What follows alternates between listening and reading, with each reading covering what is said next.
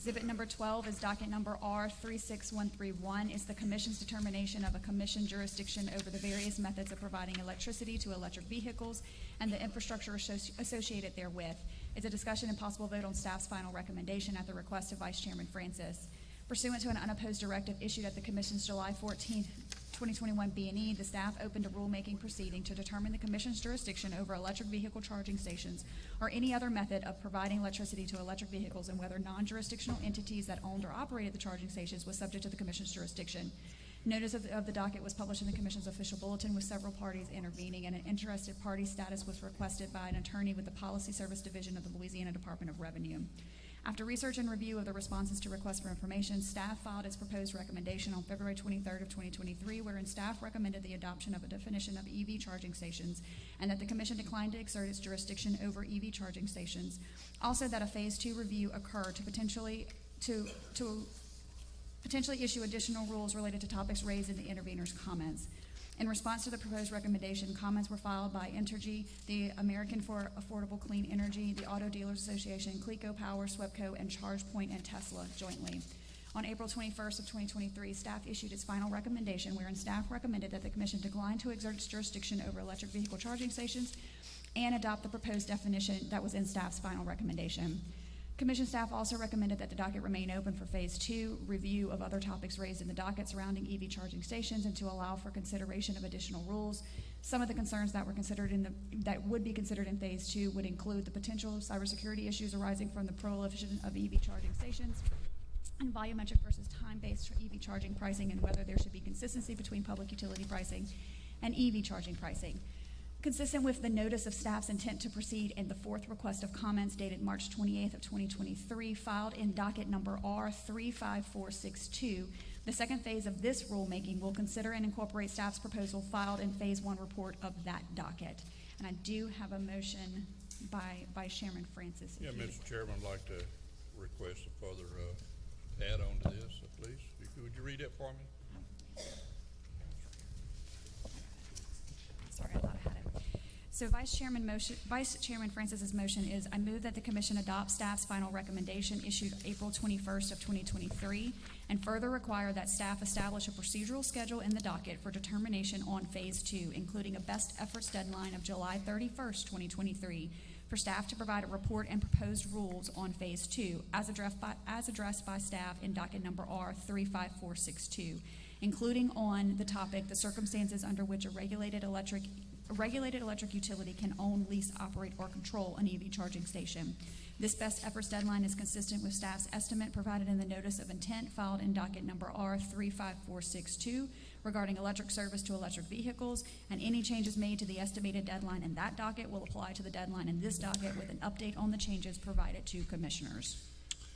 And thank you for the consideration. Just in respect for the people working in the real world out there who work on deadlines, and I just wanted to put this one on there. It's an important issue just so we could hopefully make that deadline and get it done, okay?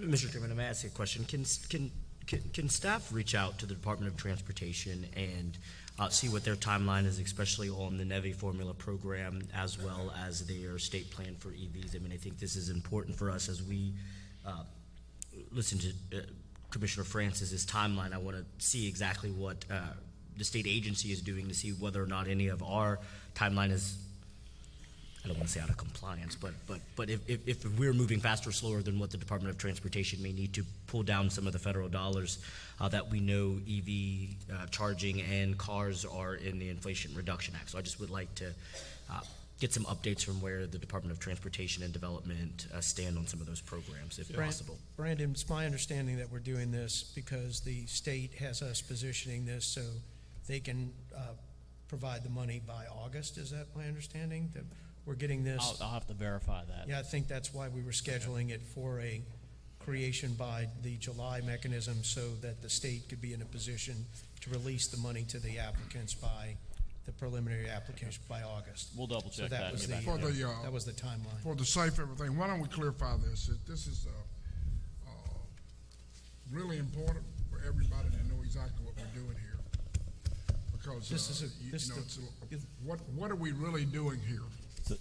Break it down where everybody will understand. exactly what's happening here.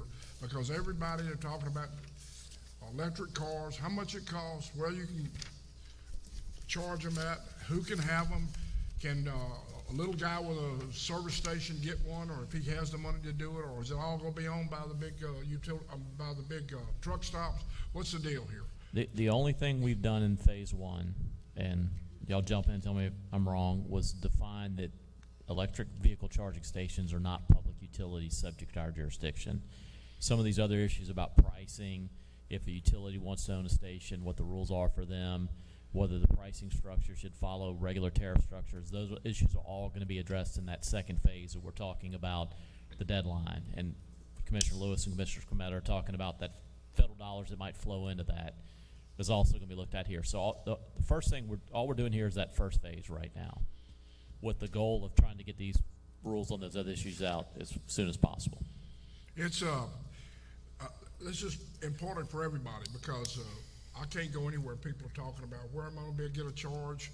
How much does it cost? That's the first thing. How much does it cost? Is it worthwhile, or am I going to get stuck out at Ringo and I don't have any electricity for my car? Where's the nearest one? I mean, we got to get that down to a science. And some of that's going to be outside of our jurisdiction, I'll be honest, about location of chargers, et cetera, but the pricing is something. Well, we're right in the mix, though. Right. We're definitely in the mix, along with DOTD, some of the private companies, et cetera. I appreciate that because I hear that all the time. But you cannot go anywhere without people talking about an electric car. How much does it cost to fill them up? Does he really save? Are you going to be able to get to one? Or are you going to be stranded and things like that? That's got to come out. Okay, you made the recommendation, Mr. Francis? Yeah. Second. Recommendation, a motion and a second, no objections. Accepted. Which one are we on now? We're moving on to exhibit number 13, which is. 13? Yes, sir. When Which are we is, getting to the last one? we're almost there. Almost. Two more Two more. We're about to wear everybody out today. Right? I would like to have a report from the 1803 attorney and about the Bayou Guion issue. And that's what Exhibit 13 is. Yeah, that's what exhibit. So exhibit 13 is docket number U35927, which is 1803 Electric Cooperatives application for approval of power purchase agreements and call for cost recovery. And this is an update from 1803 at the request of Commissioner Scametta. So we'd ask if the company would Yeah, come so up. Kyle and Brian, I don't know where y'all They're are. There, coming. Brian's coming up right now. And there's Kyle right behind him. There you go. Got it. Here we go. Okay, we're waiting. Were y'all sitting in the side orchestra? I was hoping somebody would use that. Is it? This ought to be good. Okay, I'm the Mr. presiding chairman here right now while Mr. Vice Chairman, can Yes, I sir. ask a couple questions? chairman recognizes Mr. Scametta. We met the other day, and I thought some of the stuff that you explained to me needed to be explained to the whole commission. And my questions all really start with the Bayou Guion solar project that has been effectively terminated as part of your overall package that you presented to the commission for a vote previously before the commission. Number one is, tell me about how you, what has transpired with Bayou Guion contract, the company's name that you were with. Tell us first about that. Your Honor, Commissioners. That's okay. Go with it. Long day. And please- Kyle Thank you. Marino with Marino Cantrell Law Firm, counsel for 1803. And with me is CEO of 1803, Mr. Brian Hobbs, and I'm going to turn that over to him. Sure. So, thank you for this opportunity. You'll recall that 1803 had asked this commission to certify a power supply portfolio that was made up of 6 purchase agreements. There was a tolling agreement where we have the rights to about 60%, 58% of the newly built Magnolia Power Plant. And we have the right to use that plant, 58% of it, to generate electricity on behalf of our members. Constellation is providing a 27% of our load on a real-time basis. They will supply 27% of the total load. Who's Constellation and what do they provide?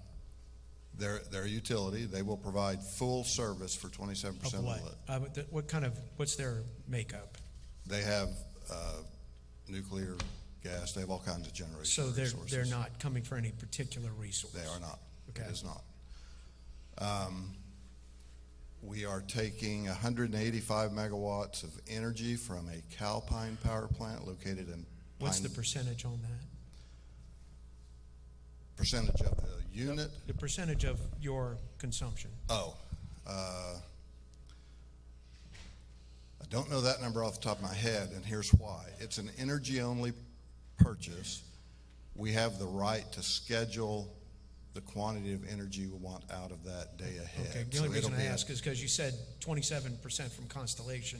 So if you're gonna, let's talk apples and apples and not mix this up. Well, I can't exactly. Constellation is following the load and supplying 27%. Okay. We have the right to call on the Calpine unit when we want it and Okay. need it. All right, So it'll be a variable energy amount. okay, And we have the right up to 185 megawatts. okay. Then we have 3 new build solar projects that were part of the facility. The first 2 are being developed by IBV. That's Bayou Teche and Bayou Chico. They're about not quite 250 megawatts together. And then the recurrent project is Bayou Galleon. It's about 98 megawatts. We signed the purchase agreements in March of 2021. They were not to be commercial until 2025, so it's a long lead time. As you've heard today, there have been a lot of changes, in particular around renewables and the Inflation Reduction Act. The contract with Recurrent for the Bayou Galleon project had a provision that if their costs after March of 2022 change more than 5%, they could offer us a new price. We could either accept the new price or decline it. Wow. If we decline it, then the issue really goes to dispute resolution. The parties agreed that it didn't make sense from a time and cost standpoint. So the first step of dispute resolution is management of the company's. Let me ask you a question. You had a contract with this company with, What's he saying? what's the name of the company? Recurrent Energy. Recurrent?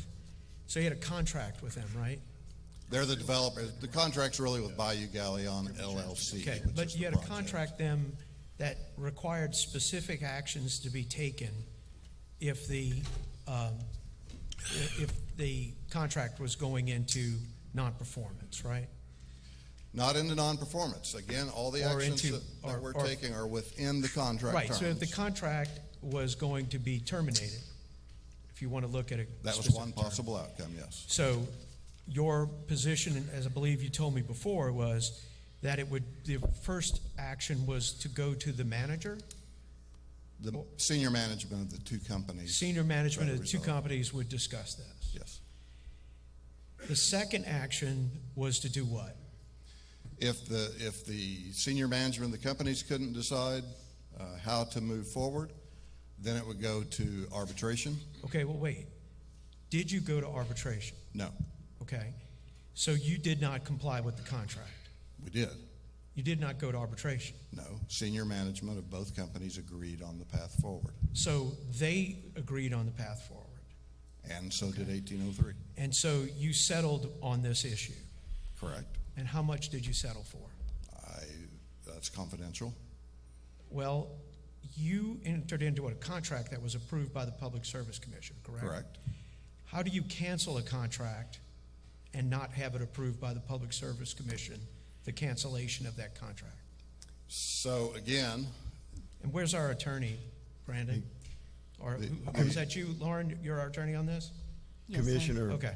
on that front, we looked at your applicable orders, and conversely, and the order approving the resources and the certification, and and didn't see a requirement for that. Well, seems to me if the commission giveth and the commission taketh away. So if you come to us for approval on it and you cancel it, then you're changing the entire plan that the commission approved. So you would seem you would have to come to us for an approval of the cancellation as oversight. We were ready to proceed, Commissioner, with the contract as agreed upon and as approved by the commission, and would be now. Okay, so, all right. And if I could so- add. Go ahead. A quick point. The provision that we are dealing with here is in the approved contract. This was the way the cost dispute was to be resolved. Right. We gave notice to the commission that we were going to The terminate mere the fact contract. that you're telling the commission that you're not going to tell them how much money you received as settlement That is not what I said. is an issue that I think the staff council should be making notes upon. Commissioner, That is we're, not we're what I ready said. to provide that to you right now if you want to go into executive session. No, I don't We want to have go no into reason to keep, Well, you're not in litigation. You've settled it. So it's an amount that should be available to the commission to know how rates should be offset by recovery. we're ready to provide it. Then if you're telling me you're not going to tell us unless we go into executive session, you can have that discussion with staff counsel at another time. And we have, Commissioner.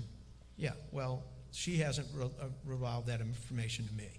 So the answer is, it must be enormous or minimal, or somebody just don't want to tell somebody. It's confidentiality. Yeah, well, reasons. confidentially, I smell a rat when I don't get told stuff. Okay, So, well, when we met with you, I would didn't tell have me been willing then to either. tell you. If You you'd didn't asked, tell I me would have then. told you. I did ask you, and you told me confidential.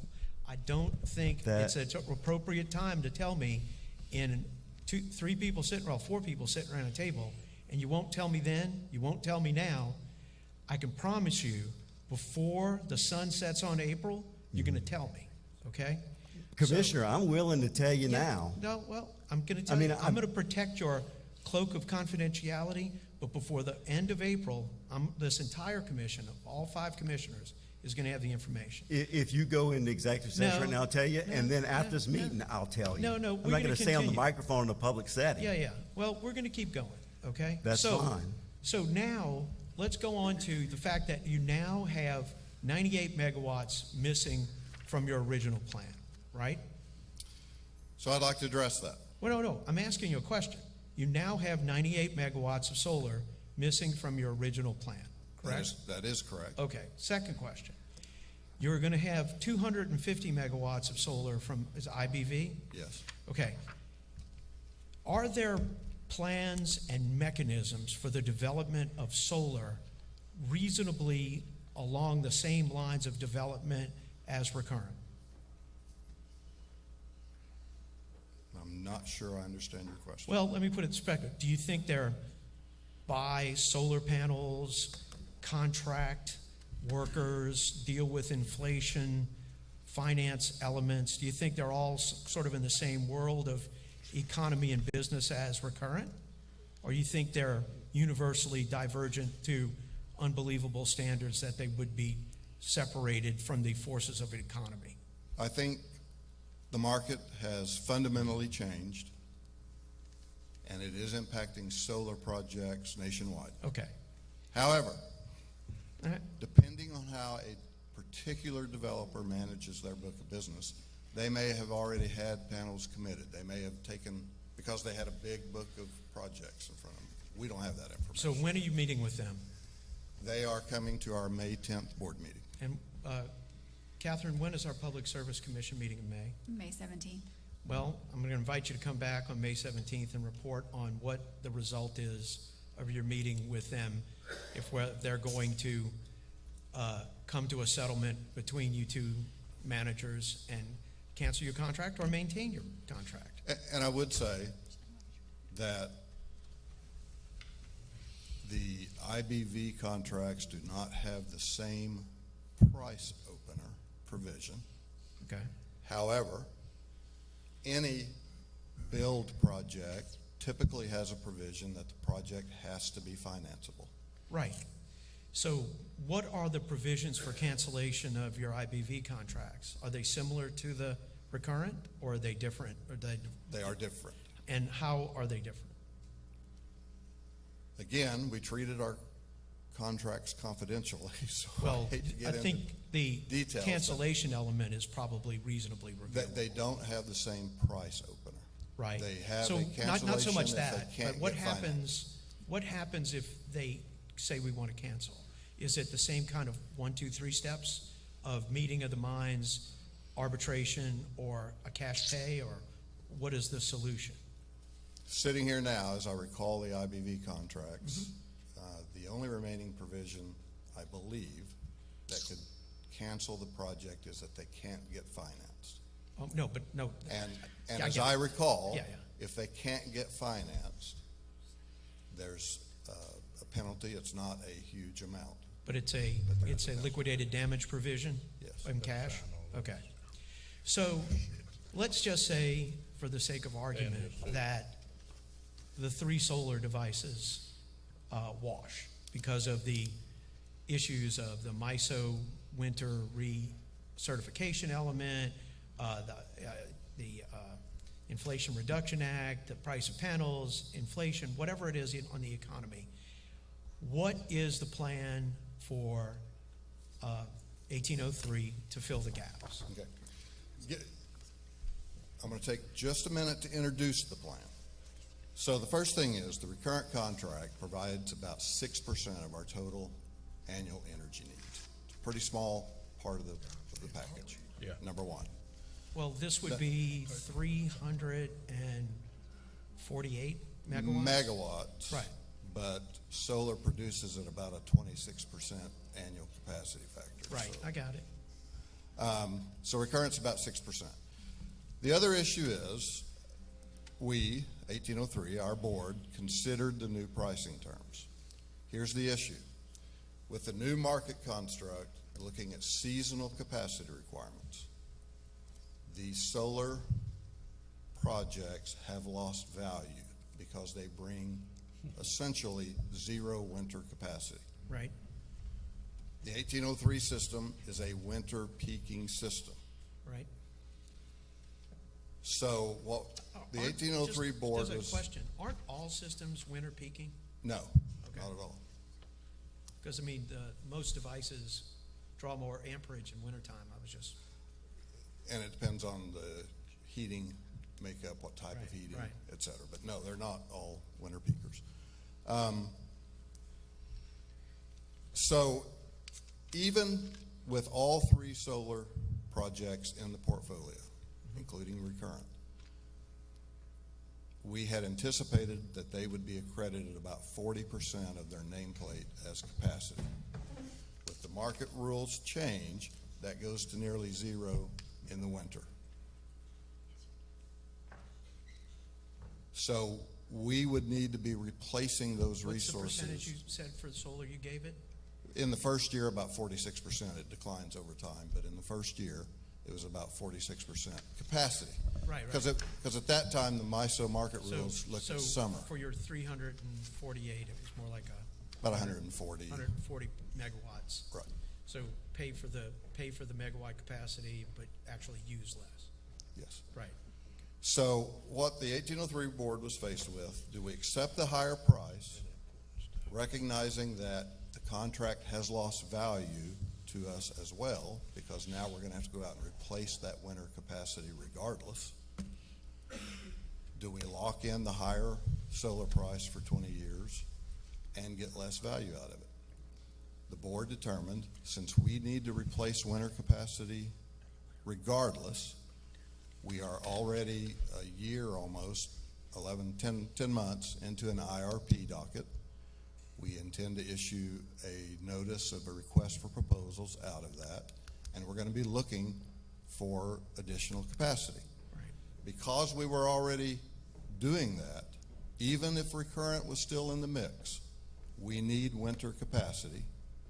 We decided rather than accept the higher cost, we would look at the market through the RFP process and find the capacity that we need. I got to ask you another question. Sure. When you brought the plan to the commission, you said that the plan itself was going to provide the power necessary to serve the co-ops. Actually, what we said is, even when we brought the plan, that it was short a little bit winter capacity. Somehow that doesn't ring. Well, It's in the docket, it's- Commissioner. it's in the And I document. can bring Sure, it to you. I'm sure it's well buried. Oh, I don't know. No, not at all. It's not. It was a, Well, it was I a got- feature, I got an entrenching tool in the car. So, okay. But regardless. yeah, I get it. So my question is, and I'm trying to think back on this. Looking at the differential of a solar facility that's 125 megawatts now and declining, whatever percentage point it is over years.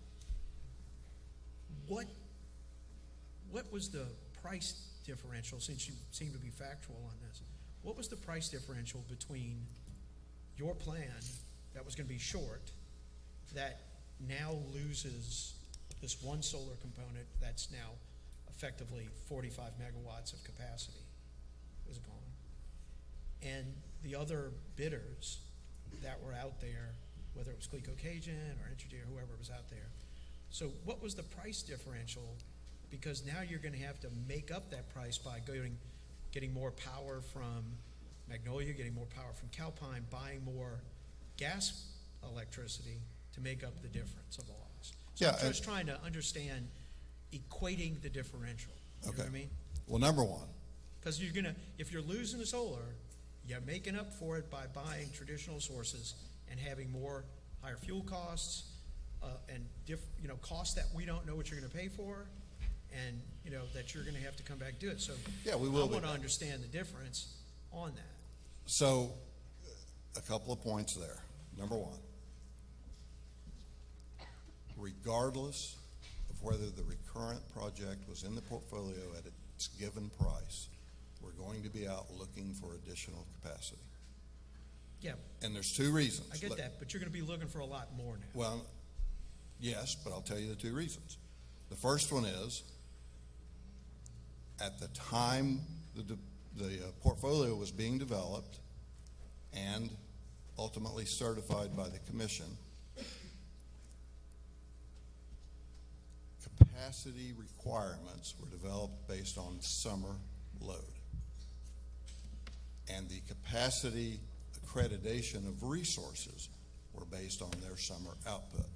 Solar was a good fit then. Those rules have changed, and I think generally we would support the rule change. The devil's in the details always, but they're not reliable resources during peak load in the winter. Makes perfect sense. The other big change is that as a MISO load-serving entity, you're responsible for bringing resources to serve your load plus a reserve margin. Right. That reserve margin was 9%. We had planned for that. Now, the winter reserve margin, and remember, we're a winter peaker, so before our load and the margin was based on summer requirements, the solar capacity was based on summer requirements. What has changed is, now we need to look at our winter needs, which are higher because we're a winter peaker. The reserve margin has gone from 9% to 26%.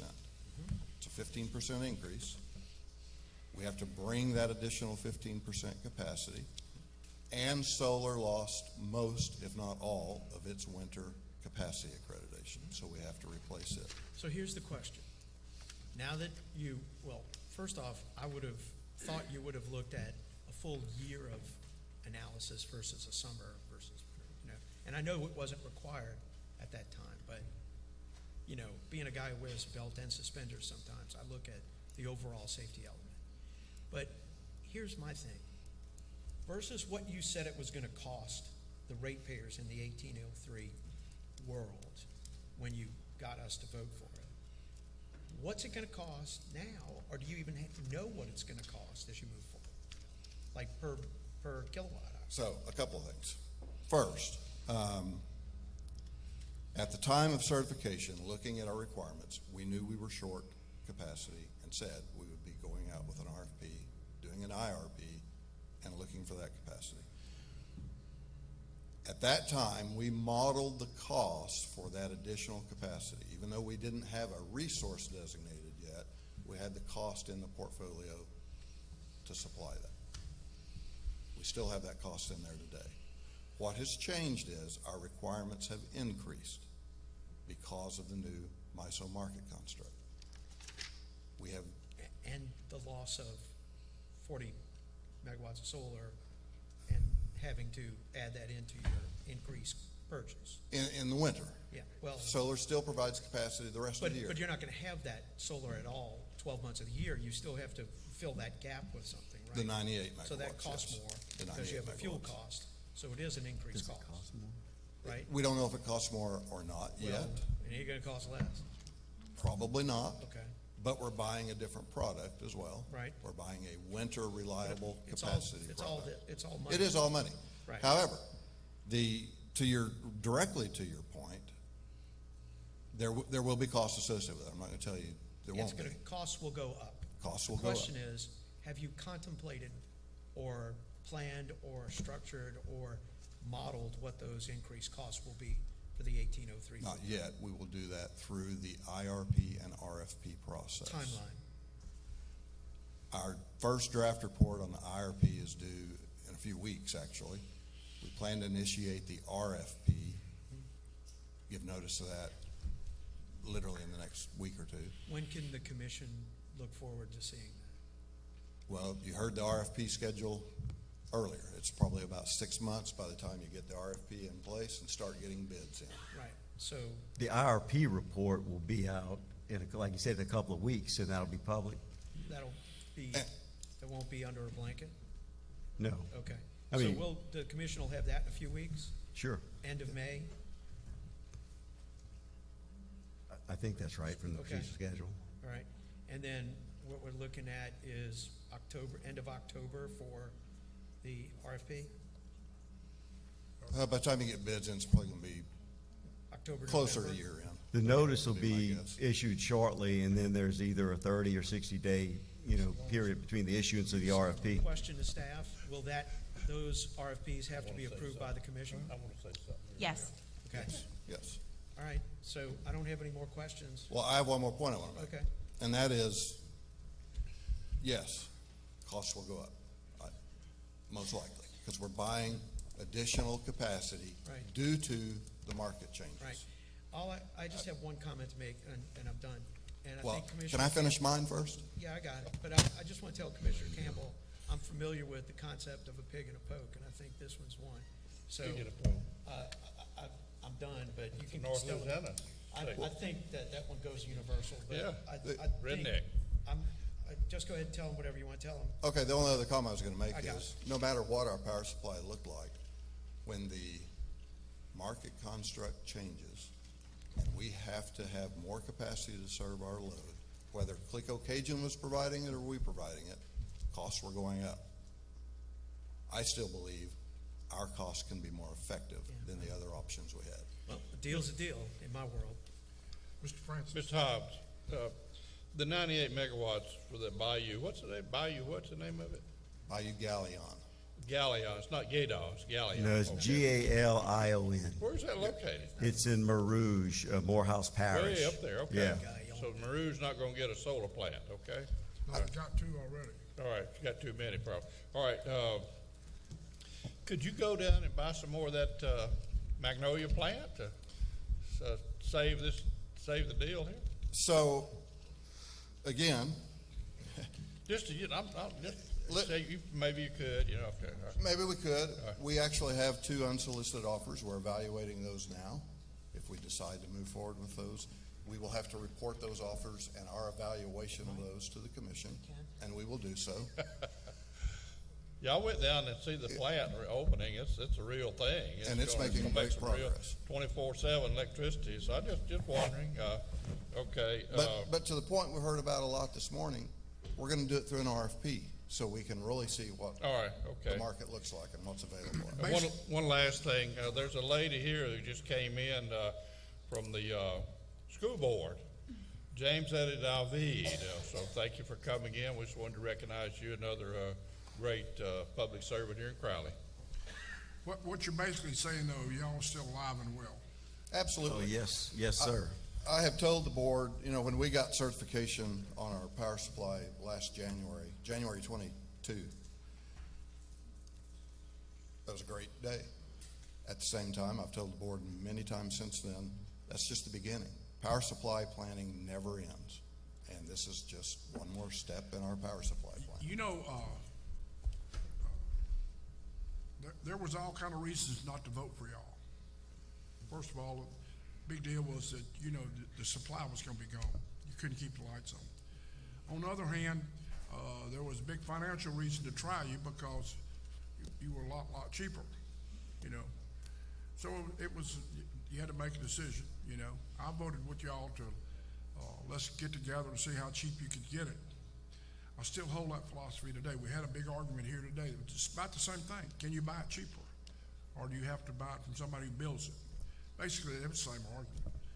But we have rules and regulations checking on y'all all the time, don't we? If you have another plant goes down or something, or you can't supply what we made a deal for, we have ways that we're notified, right? Yes, sir. And we file quarterly monitoring reports on those and significant development reports, which is how we reported this.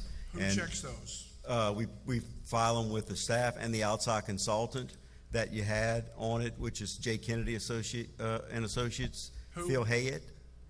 J. Kennedy and Associates is the consultant. So they know if you've got a problem with supply real quick, right?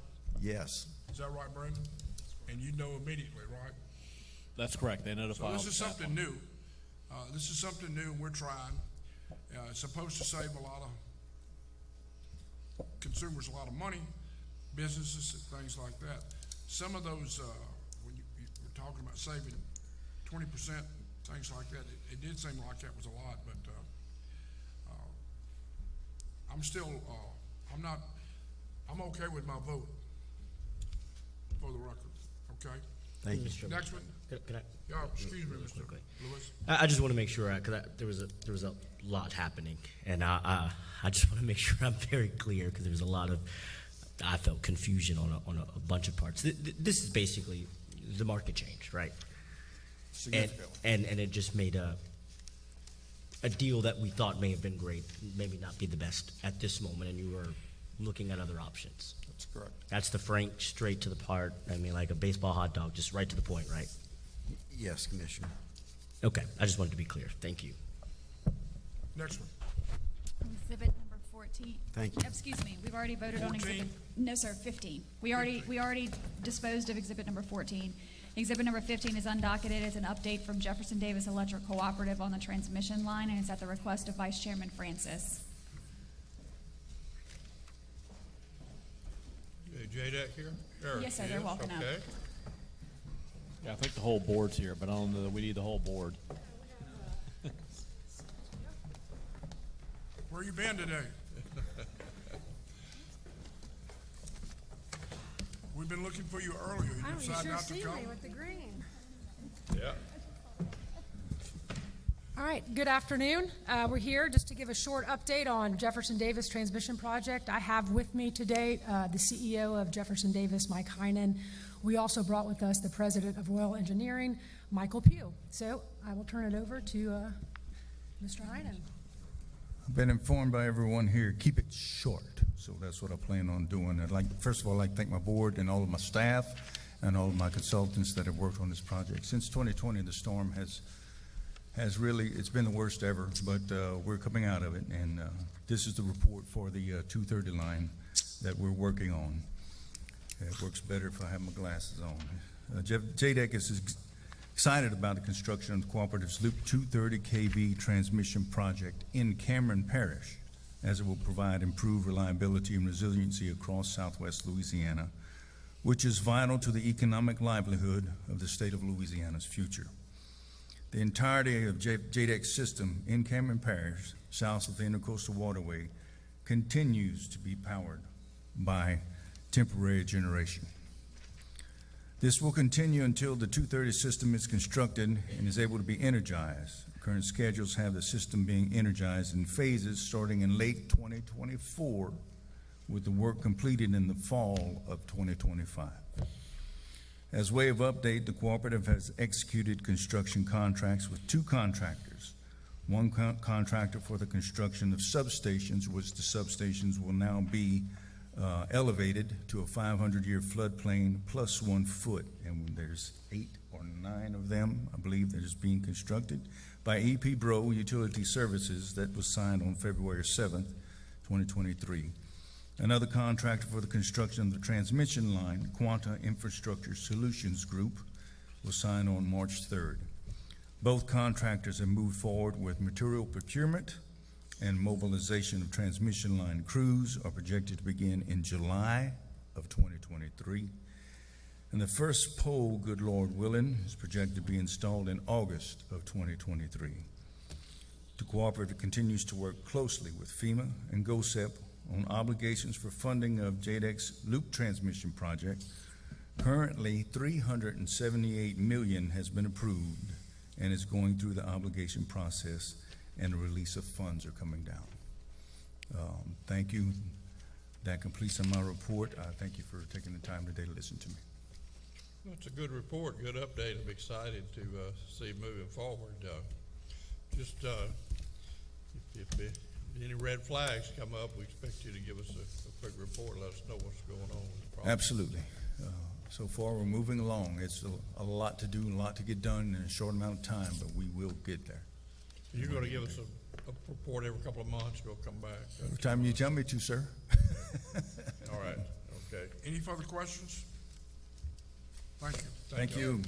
Where, Brandon, where are we having the executive session meeting? I'm assuming we'll just go right in the back. Okay.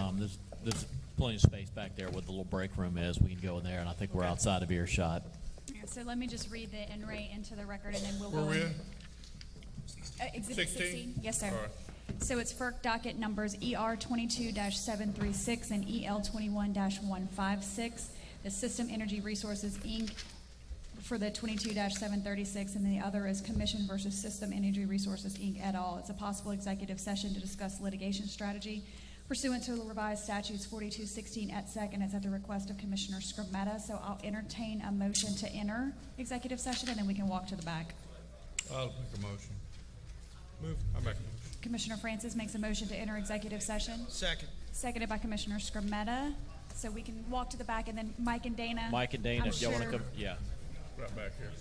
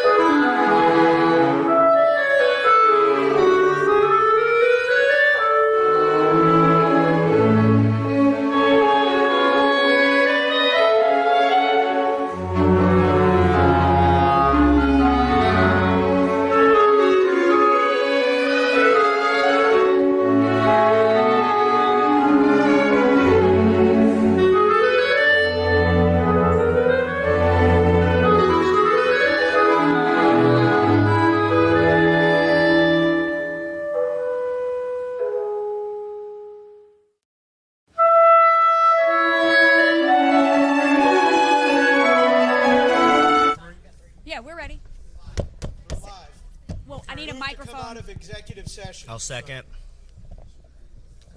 We're out. Okay, move to Okay. adjourn. Well, wait, no, wait, Mr. wait. Chairman, I need a microphone. We need to read that motion real Oh, you quick. gotta move the motion, that's right. Which, is They're your ready. microphone on? Is my mic on? Can you hear me? Go ahead. We need a microphone.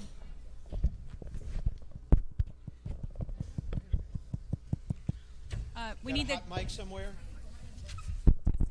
Is one of these? Oh, there we go. There we go. There we go, go ahead. Mr. Chairman, I move that we approve the proposed settlement in the principal in the FERC docket number ER 22736, which will reduce depreciation rates filed by Systems Energy Resources for the Grand Gulf Nuclear Plant. The settlement will reduce depreciation rates from 2.99% to 2.29% and produce approximately $37 million in refunds and $32 million in going forward rate reductions for all impacted retail jurisdictions and save Louisiana ratepayers approximately $60 million over 4 years. I further move that we authorize our outside counsel and executive counsel to negotiate the terms to effectuate this settlement consistent with the settlement in principle approved today. So we need to entertain a second motion for that, or a second for that motion? To adjourn. No, a second to Commissioner Lewis's motion. Second by the chair, and then we will entertain a motion to adjourn, So moved. I move to adjourn. and then we need a second to adjourn. Second. Second by Francis. We are adjourned. Thank you, guys.